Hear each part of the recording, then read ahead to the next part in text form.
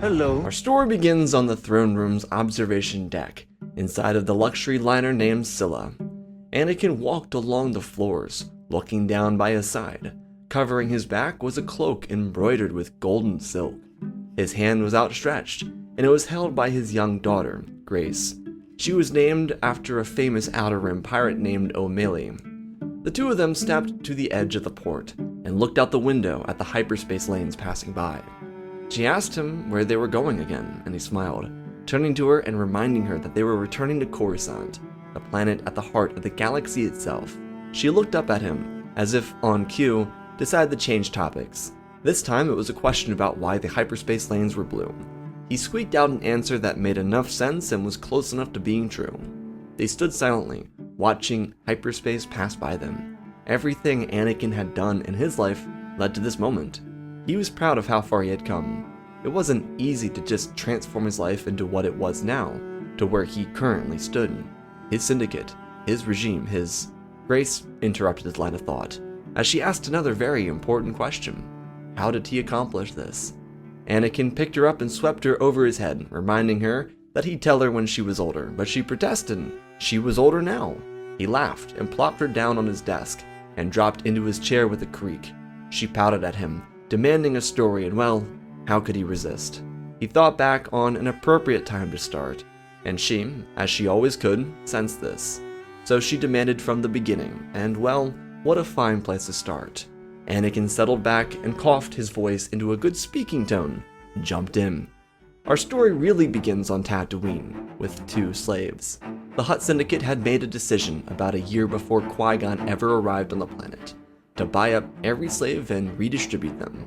Regardless of who it was, their property was bought from them and sent elsewhere into the galaxy. Jabba the Hutt had seen the growth in slave purchases around Hutt territory, and he believed it was getting out of hand. This decision was to remind people who held power in the Outer Rim. Not only was knowledge limited and withheld from their population, but their property too.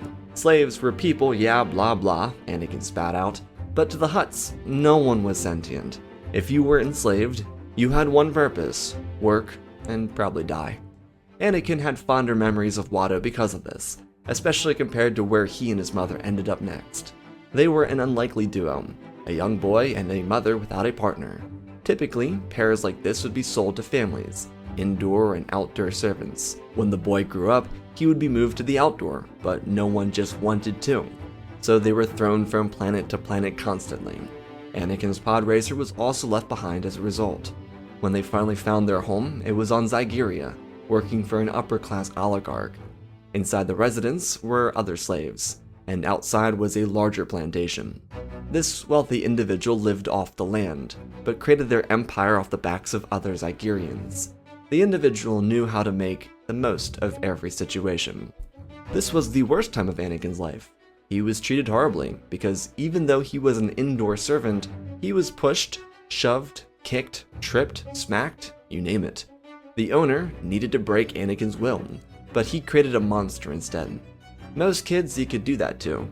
Their parents always told the children to avoid resistance, and they typically listened. Not Anakin. He became furious. He grew angrier every day, and when punishing him stopped working, the Ziggerian man took it out on his mother. That worked pretty well up until Anakin turned 14. Yeah, they were passed around a lot. For almost 3 whole years they jumped from system to system, before spending the rest of that time with the Ziggerian slaver scum. However, Anakin had to admit, being around the slaver taught him a lot about the average person, about how to control. The slaver scum would have hated what Anakin became, but he also created that monster himself. Skywalker believed that without this individual's influence, he would have been nothing. The man had a keen interest for gloating. He taught Anakin inadvertently, because he wanted to show off how manly he was. Nothing about the Ziggerian was even close to that. He profited off of backstabs. His entire farm was run by people who could snap him with a flex of their fingers, and he constantly had guards around him for protection. Anakin learned the importance of perception. So why did it all change when he turned 14? He thought for a moment. Grace, his daughter, was 13 years old now. It might be a little hard to explain this one, but she was destined to take over the family business. She had seen some of Anakin's own antics, so he took a deep breath, watching his wide-eyed daughter to gauge her reaction. When he was just a year older than she was now, he had enough.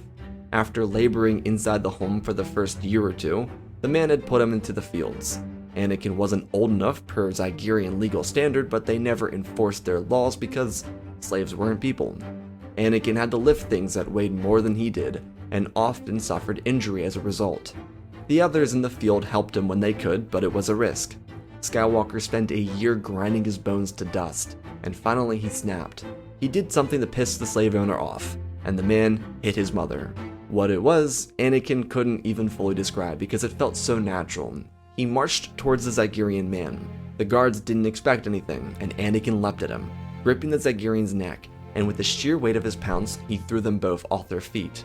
The guards nearby readied their weapons, but Anakin managed to accidentally slip behind the man, protecting himself as the guards accidentally stabbed their boss.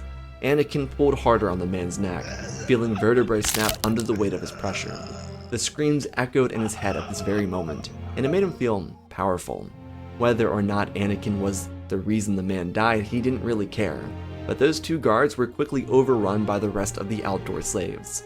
Anyone else who had been abusive to the staff felt this wrath too. Thanks to being located outside the main city, no one knew about this for weeks. The slaves made their escape and vanished off of Ziggeria. Anakin cited this moment as the day he changed his life forever. Not in the fact that he felt true power in taking life, but he understood what needed to be done to earn respect. Every slave that escaped with him saw him as a prodigy, a visionary. Not all of them, but a few of them stuck around to be an aid to Shmi and Anakin on their next endeavors, as an act of gratitude, of loyalty. They from Ziggeria ended up in Huttspace, at the planet of Naranji, just at the southern border of Hutt territory. It wasn't a free world, but they were free people, and they got away from the worst slavers in the galaxy. Naranji was the necessary next step for Anakin. They started a small colony of freed slaves out in the mountains of the planet. They were protected by the trees, and there were minor plateaus in the area that permitted them the chance to create farms. The ground was just fertile enough for them to grow crops and harvest them. Due to the surrounding forests, they built small huts and lived away from the population centers, but adventure drove Anakin towards those towns. Shmi frequently disliked this, and often told Anakin not to, but he couldn't stop himself. There was a large galaxy to see, and he, like a street rat, found an affinity for stealing things when people weren't looking at him. A swift sleight of hand, if you will. Anakin enjoyed the thrill of being out here, in the city, but he never stole from the poor. That was something he at least held himself to. This isn't some Robin Hood story either. He wasn't stealing for anyone aside from himself and his colony. One might assume that one of the local gangs or pirates may have found an interest in him, but nope, no one cared. That was the benefit of just being a kid. He went under the radar, and as he rolled into his 15th birthday, still awaiting a proper growth spurt, he continued to make use of his look. Naranji was like any other world in Hutt territory. There were thugs, criminals, crime lords, black market dealers, pirates, kingpins, and so much more. They all served under the hierarchy of the Hutts, so they may have been making a living for themselves, but they had to pay tribute to the powerful clan. Anakin found this out early on, and so, using his smaller frame, he stole from the Hutts themselves. He could gather materials, weaponry, keys that led to unknown locks, and some other instruments of personal use. While these weekly raids didn't make him his credits, they provided the perfect avenue towards gaining allies. Trading with people that had influence, learning secrets, and so forth, made him a companion to anyone with manufactured power. For instance, he could aid both sides in a competitive conflict, a turf war if you will, and still come out on top. He earned respect by giving secrets and holding little loyalties. He was rewarded for operating on his own, and giving when he only got what he wanted, which most of the time was the little things. Sweet treats, a couple credits, maybe a shot of Abrax here or there. When he reached the age of 16, the Hutts returned to Naranji, personally, to examine the situation. Word of turf wars made its way back to Nal Hutta, and they weren't especially pleased with it. Anakin, having examined the underworld for an elongated period of time, recognized that he could seize the opportunity from this arrival. He hadn't started his own aspirations for creating a criminal syndicate. He was mostly a rascal, just making problems for people that held too much power. No one really pieced it together, especially not those he worked with, but he always helped out the little guy over the big guy. It's where most of his loyalties were formed, with the smaller mob bosses and whatnot. So with one of the big Hutts arriving, Anakin snuck around. He freed personal slaves and told them where to go. He slit the throats of Gamorrean guards when they weren't looking, and he, at the right moment, fired a shot that set Naranji into an eruption.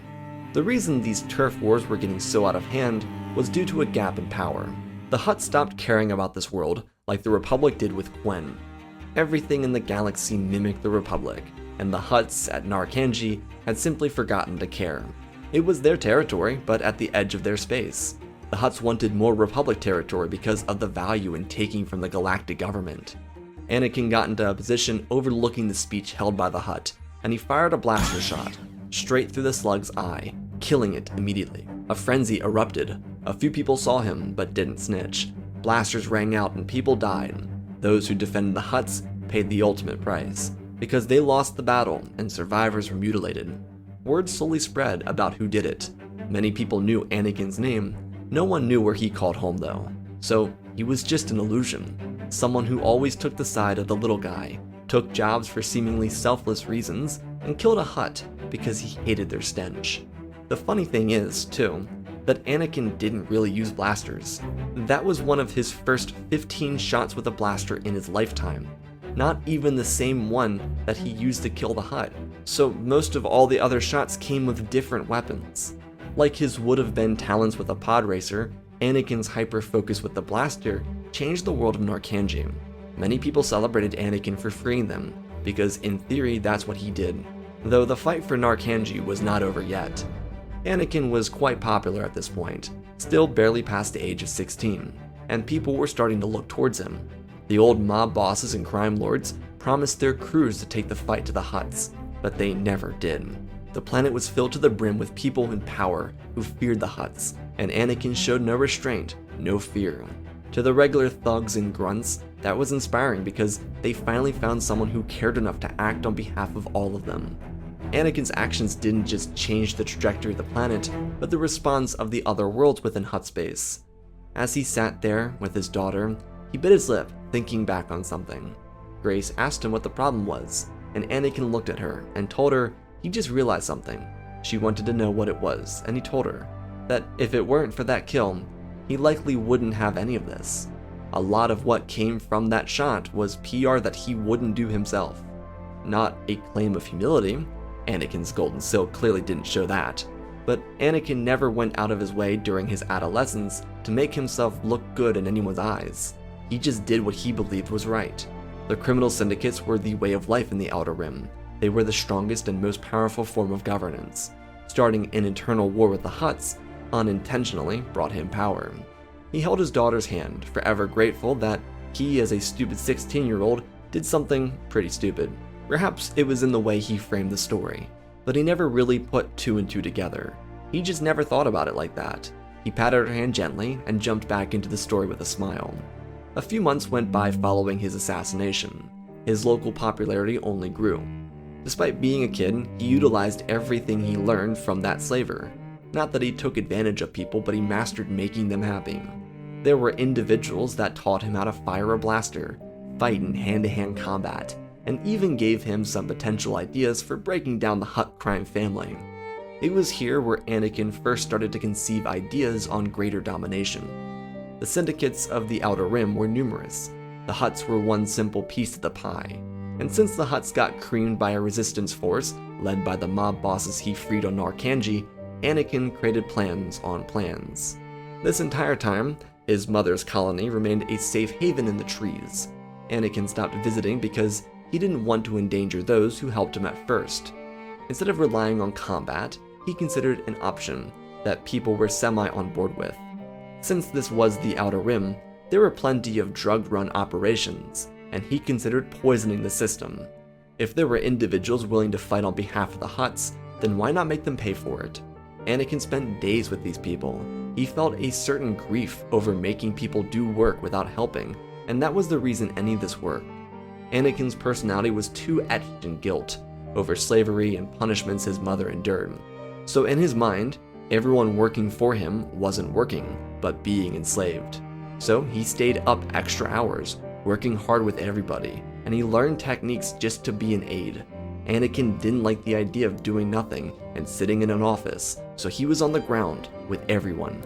If there were new recruits or volunteers, he would help train them. It didn't matter what it was. If he didn't know how to do it, he would learn and help. This did lead to Anakin losing a lot of energy. He was 16 or so years old, stretching himself out to everyone that worked with him and technically for him. This also did lead to potential problems, because he was also seen as too naive. He wanted to be an assistance to everyone, and some people in the Outer Rim had ulterior motives.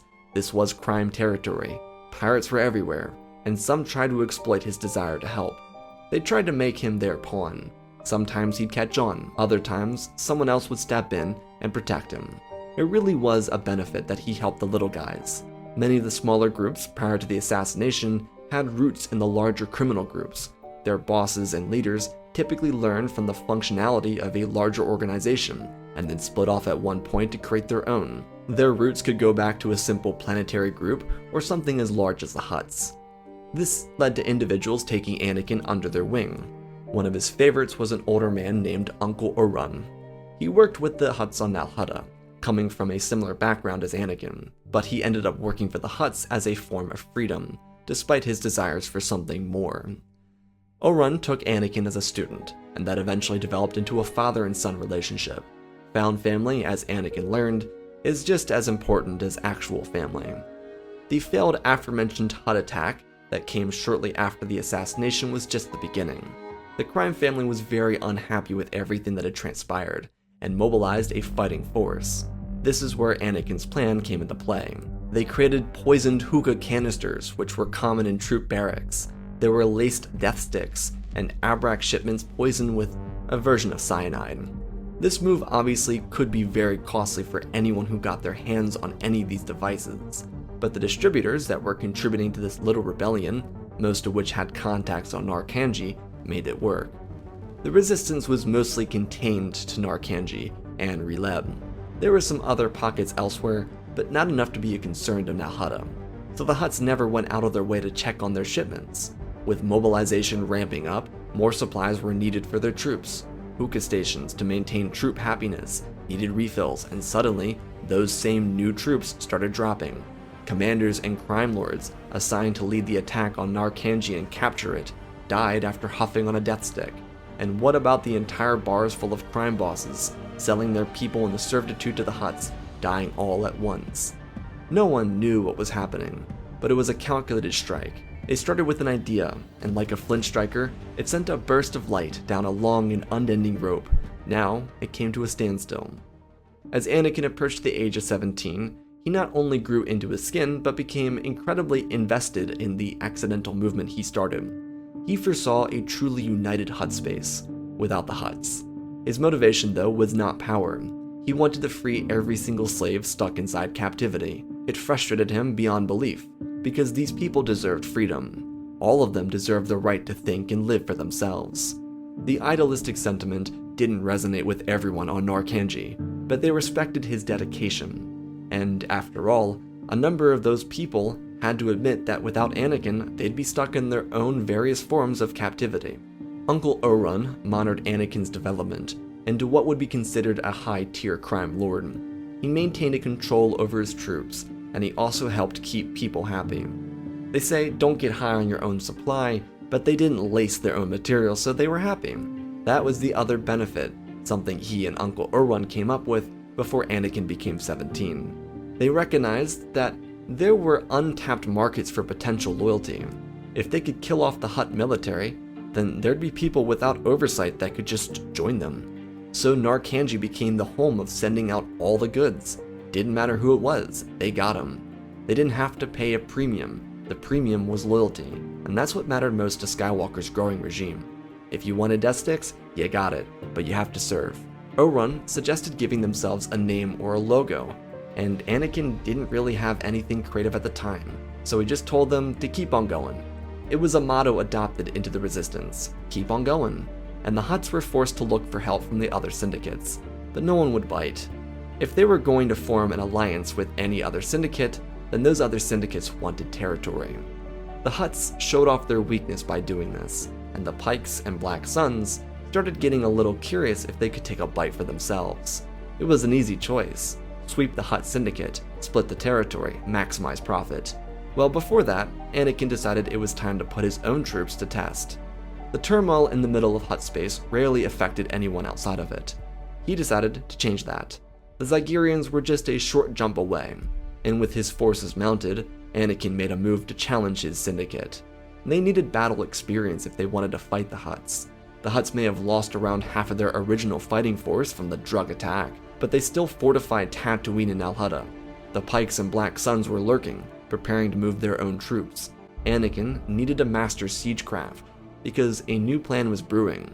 Instead of just taking advantage of their war they started with the Hutts, they would let the others pounce, and then blindside each of them respectively. No one really cared about the Zigerians, especially not with internal war on the horizon within Hutt territory. The Zigerians were a large slave market, and neither the Black Suns nor the Pikes needed to buy or sell slaves because of their current situation. Slaves could not participate in war, and their only purpose was to maintain cities and capitals, while troops were conquering Hutt territory. Anakin and Oran didn't necessarily know this, so they were simply making a move based off of size. The Zigerians weren't quite an expanded empire, not like the other big three. They had some colonies, but they were like provinces, rather than fully owned by the capital. If the capital fell, then those colonies would just continue operating on their own. So with a force of about 4,500, they moved onto Ziggeria. They started fires on the plantations across the valley, just to draw up interest from the power structure. The military deployed, and they were caught flat-footed by pirate guerrillas led by Skywalker's troops. The Zigerians didn't really have a chance.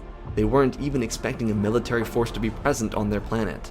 These small skirmishes were just stepping stones, minor victories within the span of a day to rally more troops in the form of volunteer slaves and crush Zigerian numbers by leaving no survivors. This was perhaps Anakin's first real experience with such personal death. Every individual they captured, they would kill, a few of which done by his own hand.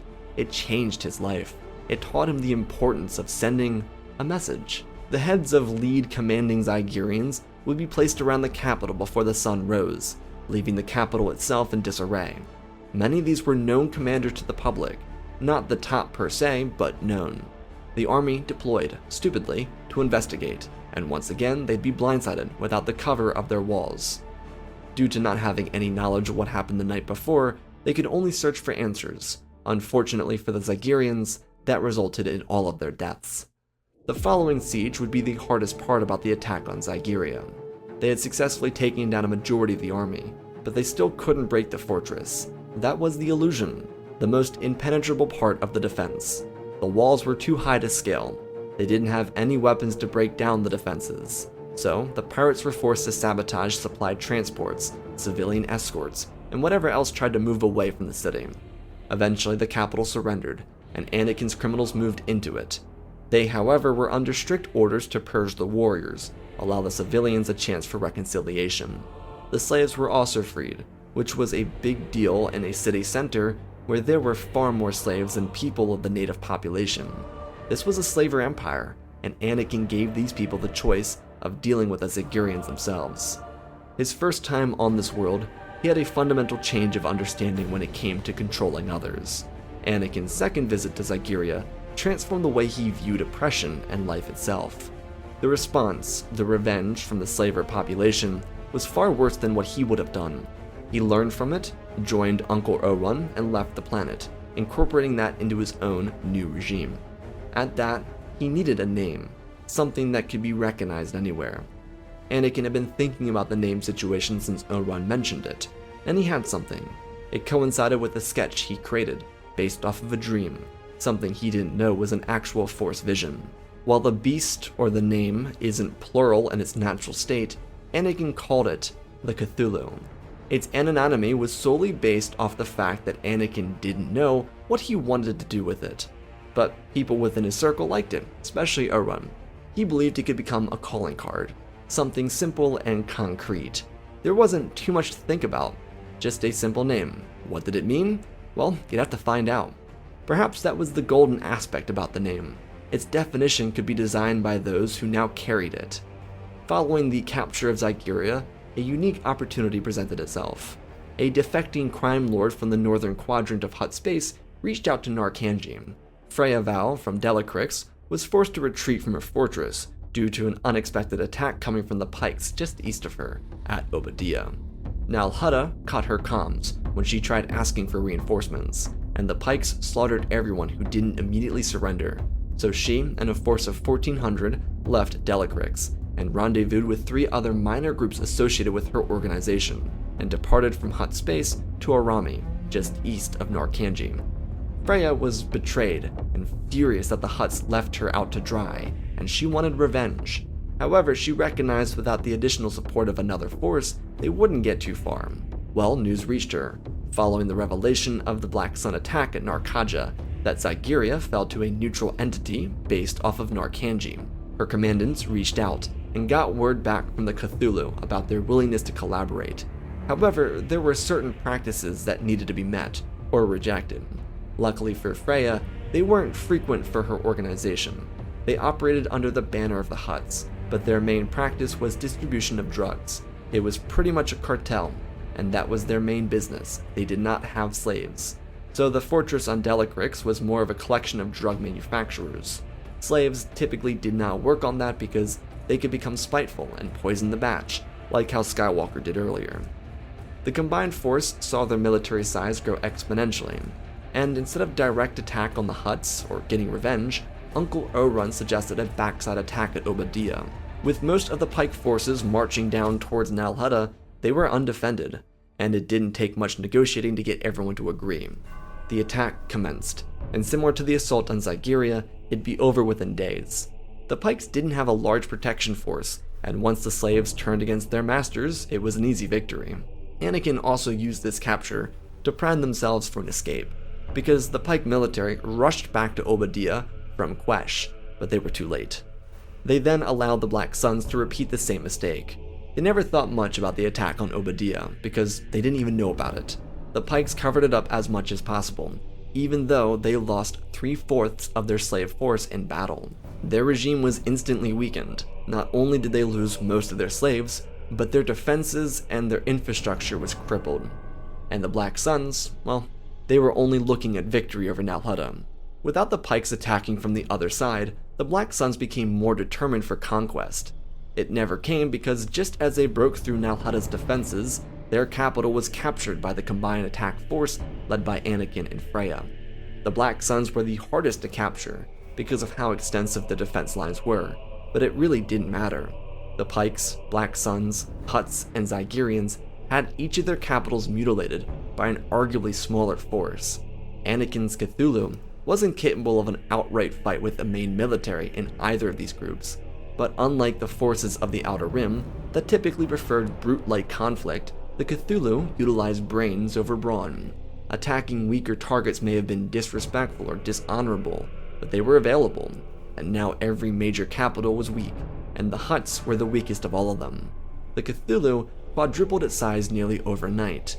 This was a crime syndicate founded off of freeing others from their chains, and they had done it again. After being pulverized by a drug attack and multiple battles from the Black Suns and Pikes, the Hutts didn't have the influence to maintain control over Huttspace.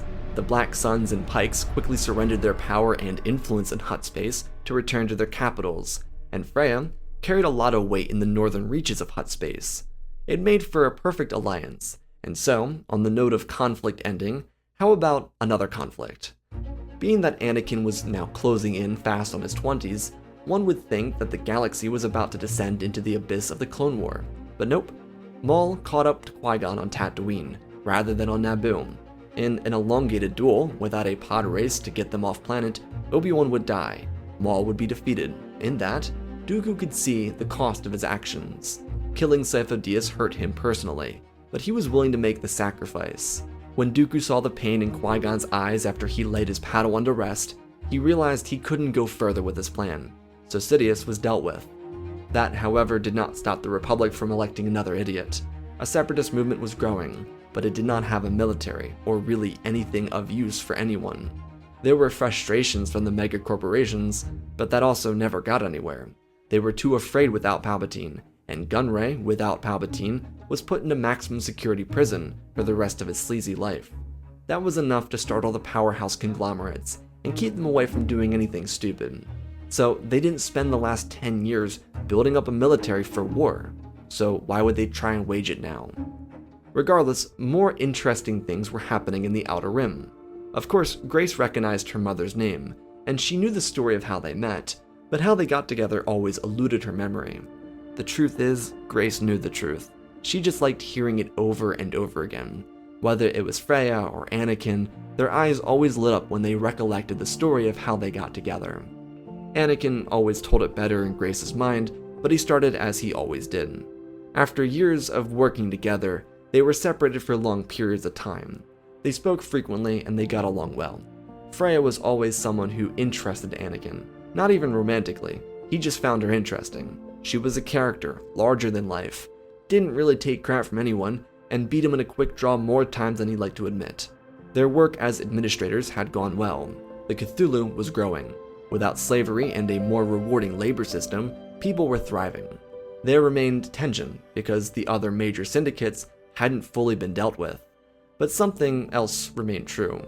While the people didn't want to return to the desolation of serving a single ruler system, they did adore Anakin. He was their liberator, and they considered him royalty. He was treated like it in many ways.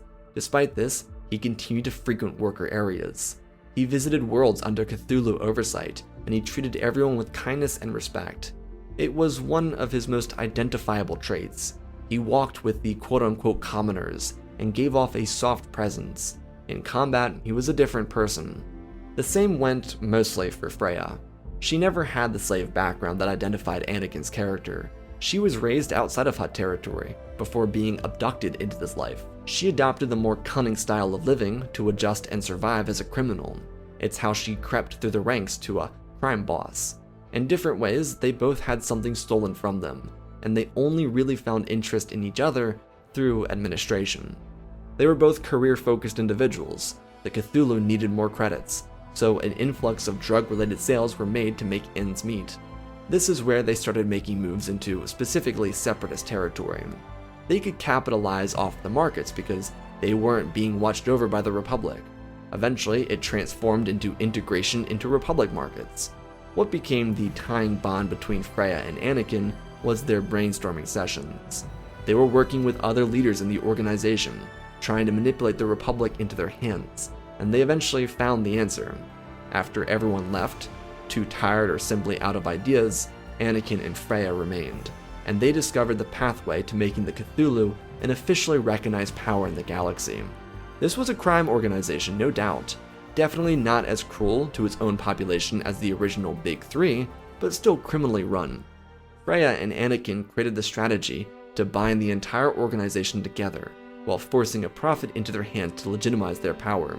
It was the perfect moment, maybe not the most romantic, but for the daughter of the royal crime family, it was what she adored listening to growing up. She was a criminal, just like her parents. Grace aspired to have the same cunning, conniving skills that brought her parents together. That was the base. They obviously had known each other for a long time up until that point, but that was when they knew that they were made for each other. Their work from there basically multiplied what had been done during their conflict with the Hutts. Their targets became Republic elected officials, their drugs expanded, the Empire grew. The Cthulhu wasn't just a run-of-the-mill startup organization, it encompassed all of Huttspace into the Outer Rim. And because it had a desire for more, they were able to capture cruisers belonging to the Federation, shoehorn shipyards into building vessels for them at Mon Cala, and remind people in the corporate sector that the Republic would not save them. Instead of aspirations for total galactic domination, the Cthulhu simply stopped expanding once the entire eastern flank was captured. It was the moral of the story for Grace. Their empire was strong, it was growing, but they couldn't overexpand. The problem with the Republic was their belief in self-value. Same with the Jedi. They considered themselves the end-all be-all of the galaxy. But the Cthulhu challenged that. People lived free under their system. This family was royalty, and slavery was abolished by a former slave and an abducted Republic citizen, not by the Senate, not by the Jedi, and not by the Separatists.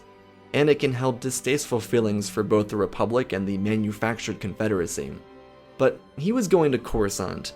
They were visiting the galactic capital to display their legitimacy as an entity. Anakin held his daughter's hand as the ship rattled out of hyperspace. She asked if he ever met a Jedi before, and he chuckled. He had killed one, by accident, but never really met one. Today would be his first day doing so. And while the coming meeting would be a place of inspiration for Grace, it would also legitimize the Cthulhu in the eyes of the galaxy. Unlike the separatist movement that floundered without Dooku, the Cthulhu was fully operable. It had a military. It had conquered territory. There was so much work to be done still, but the entire outer edge of the south and east of the galaxy belonged to them. The Republic was now forced to economically compete with the Cthulhu. Uncle Urun watched over his goddaughter, while Anakin and Freya, the royal family, displayed their influence in front of the Senate Rotunda. Instead of an emperor of the galaxy, instead of an empire, they had a criminal organization showing up the Republic. The royals admitted loudly for the galaxy to hear that they had no interest in conflict. Their days of uniting the Outer Rim were over. Now it was up to them, the people, if they wished to live in the oppression of the Republic, or experience the freedom once believed to only be felt in the chains of democracy. When they returned to their home on Naranji, to Grace's grandmother, and their manor in the mountains, she'd begin her training.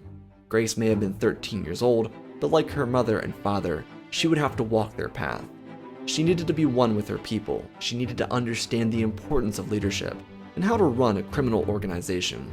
Their drugs made them rich, their piracy even more so. Grace would learn and be inspired. She would be with her parents for skirmishes with the Republic because the Senate felt intimidated. She would see death firsthand. She'd watch her father and mother take lives with their own hands. It was turbulent, stressful, and hard on the mind. But they were running a criminal organization. You couldn't be easy. Grace and eventually her younger siblings would need to fulfill roles of leadership. After growing up with her parents and learning the stories, she would be the next Skywalker destined to expand the criminal empire. By that point, the Jedi and Republic could only watch as the work started by Anakin and Freya came to fruition galaxy-wide. And that, my friends, is a twisted, neutral/dark story? I don't know, kind of dark. Special thanks to all the patrons for supporting the channel. Smash that like button. Let's talk about the story. So, I'm curious what you guys think about this. The storytelling style I took with this story in particular, where the events have already happened, and Anakin's kind of telling the story to whoever. Grace is obviously played by Leia in this story, but curious what you guys think about that direction. With this story, though, aside from changing the way the story is told, I wanted to kind of capture like moments, kind of like highlights, kind of like literally like he's telling a story. And it's kind of up to you to figure out how accurate these are, because he's kind of like an unreliable narrator in a sense. Like, I think everything he tells in the story is very accurate, and that's how I wanted to display it. But also, it could be just inaccurate to favor himself, like maybe he isn't as benevolent as he thinks he is, type of thing. And the way I wanted to display this criminal organization is like really like scheming. Like, they don't do things like up front. They're not honorable with it. They're pirates. They're criminals. They go behind people's backs. They start a war, and then they just besiege capitals. And when they do that, they either conquer territory with besieging these capitals, or just weaken a power so much that the power can't even get back to compete with them. Like, yeah, the military for the Black Suns and Pikes is still there, but they can't compete now. They don't have the infrastructure. They don't have, the leadership to stay in competition and eventually, lose out. I like the idea of like a pirate organization named the Cthulhu kind of going in front of the galaxy and saying, like, you have a choice. You can either be restrained by the shackles of democracy, or you can have the freedom we have, like this idealistic pirate life, like Tortuga basically from the Pirates franchise. It's kind of like they're kind of parading their idea, and their money or their finances are based so much off of selling drugs and all that stuff, but they also conquered territory in the time ever since they captured the Hutts. So I hope you all enjoyed this kind of twisted story. It's kind of wholesome in a weird way. Like, it's kind of wholesome because Anakin has a daughter, he's like having a good time with her, and he's talking about this amazing life that he has lived in his own perception, but it's also like kind of dark because it is a criminal organization at the end of the day. So I hope you all enjoyed. I love you all, and always remember, my friends, may the Force be with you.